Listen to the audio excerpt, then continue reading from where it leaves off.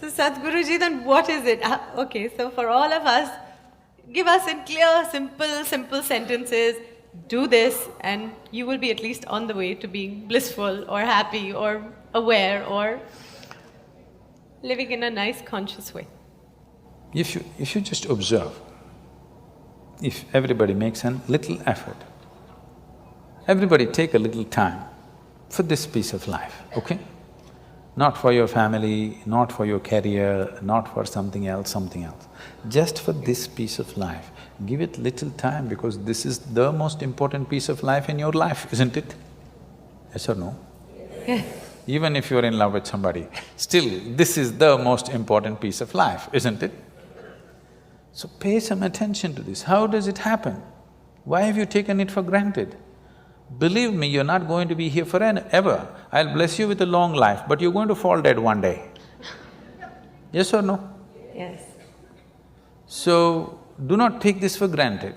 If you wake up in the morning, tomorrow if you wake up in the morning…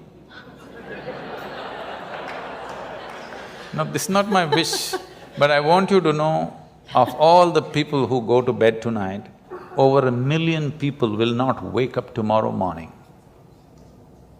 And tomorrow, if you and me wake up tomorrow morning, is it not a fantastic thing? 1 million people did not wake up. You woke up. Is it not a great thing? Just look at the ceiling and smile. You are still awake. You're still there. 1 million people did not get up in the morning and you woke up. And for many millions of people, somebody who's dear to them did not wake up. So just check those 5, 6 people around you. They all woke up, wow, it's a fantastic day. You woke up and everybody who matters to you around you woke up. Is it not fantastic day? Yes. You don't think so? Yes. Yes. You don't seem to think so. Yes. Because the problem is just this, you are living with an idea that you're immortal. When I say you're immortal, you're not actually thinking you're immortal, but you're not conscious of your mortality. If you're not conscious of your mortality, somewhere you think you're immortal, isn't it? How many moments in a day are you conscious that you're mortal?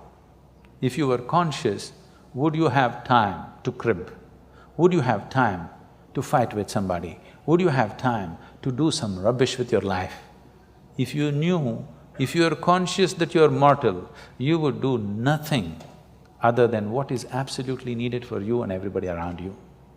This one thing if you do, if you just remind yourself, you don't think this is a negative thing. Death is not a negative thing, it's the only thing which has added value to your life. If you're here forever, you would be unbearable. Yes, yes. Isn't it? Aren't we glad everybody dies one day? If you just become conscious of this one thing, that always you're conscious that I'm mortal, you don't have to think, I will die today, we don't intend, we want to live as far as possible. Just you know, one day I will die.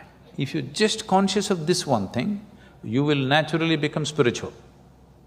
You will not become spiritual by thinking about God, you will become unrealistic, hallucinatory. You will start talking to somebody, you will start doing all kinds of things. Already people, you know, they have earphones on and they're talking, you don't know whether they've lost it or they…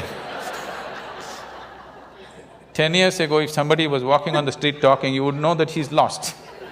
But today you don't know whether they got their headphones on and they just lost it and they're talking, we cannot make out.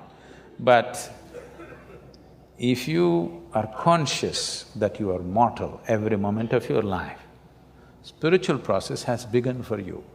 So one of the main reasons, one of the fundamental reasons why that all these things have to be taught to you, that she's repeatedly asking this question, were you born special, did you have normal birth or not, is simply because most people have forgotten they're mortal.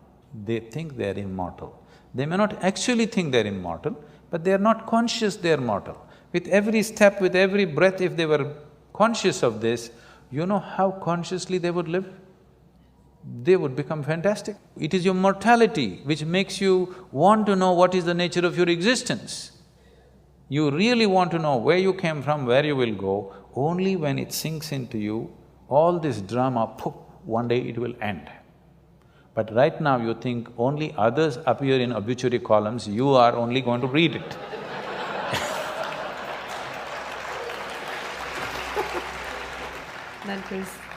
That is simply beautiful.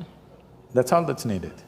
If you want to know the value of life, just know that it's a brief happening. The time that you spend here as life, it's a very relative experience. If you're truly joyful and ecstatic, it's horribly brief, believe me.